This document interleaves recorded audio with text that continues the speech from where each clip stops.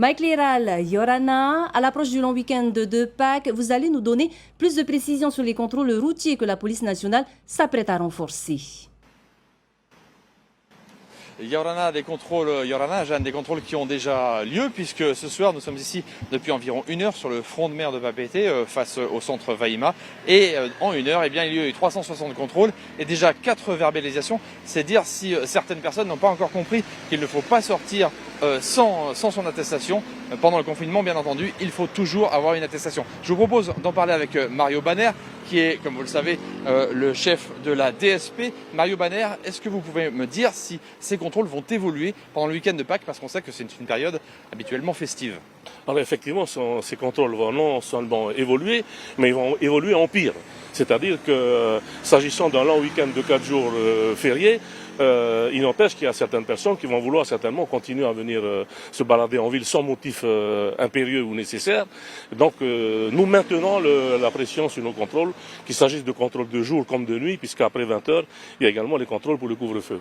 Est-ce que vous pouvez nous rappeler combien vous avez fait de contrôles et combien de verbalisations depuis le début du confinement? Alors, depuis le début du confinement, on est arrivé à près de 38 000 personnes contrôlées, ce qui est énorme. Et sur ce chiffre-là, on retiendra qu'il y a plus de 800 verbalisations qui ont été établies, ce qui fait que les personnes passeront à l'amende forfaitaire. Et on peut quasiment doubler ces chiffres si on tient compte de ceux de la gendarmerie. À peu de choses près, en comptant ceux de la gendarmerie, on arrive au double des chiffres. Vous pouvez nous rappeler ce qu'on risque si on sort sans attestation? Alors, si vous faites contrôler sans attestation, c'est 16 100 francs. Si vous récidivez, ça peut monter jusqu'à 450 000.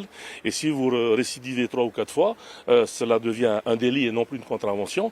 Donc, vous êtes susceptible d'être placé en garde à vue, présenté au parquet du procureur, comme cela s'est fait cet après-midi pour quelqu'un de la presqu'île, et avec des risques d'emprisonnement.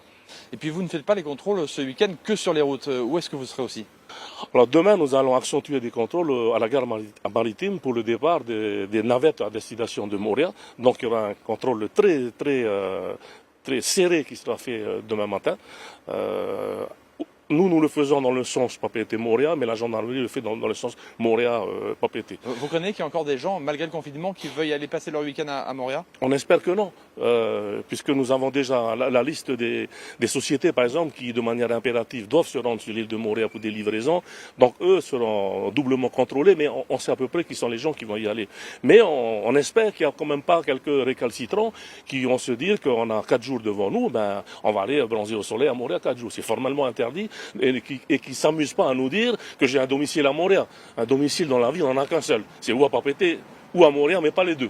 Voilà. Et pendant que vous parliez, on a vu quelqu'un juste derrière vous qui était en train de se faire verbaliser. Donc on arrive à 5 sur 370 contrôles depuis 1 heure environ. Et je rappelle que vous faites aussi des contrôles à domicile. Alors, pour votre plus ample information, les fonctionnaires de la police aux frontières ont été mis à disposition de la DSP et entre autres, ils contribuent à nous aider à faire les contrôles de gens qui sont confinés, c'est-à-dire que nous avons la liste avec les numéros de téléphone de ces personnes et les adresses. S'ils ne répondent pas au téléphone, à ce moment-là, nous nous déplaçons pour effectuer le constat. Il se peut que la personne, effectivement, soit absente en allant aux toilettes ou dans son garage, dans son jardin. Donc ces contrôles sont effectués systématiquement tous les jours. Merci Mario Banner pour toutes ces précisions et vous l'entendez de la part de la DSP comme de la part de la gendarmerie ou du Haut-Commissariat, pas de relâchement pour le week-end de Pâques. Pendant l'état d'urgence, les gendarmes comme les policiers sont mobilisés à 100% et donc on vous conseille de rester confinés.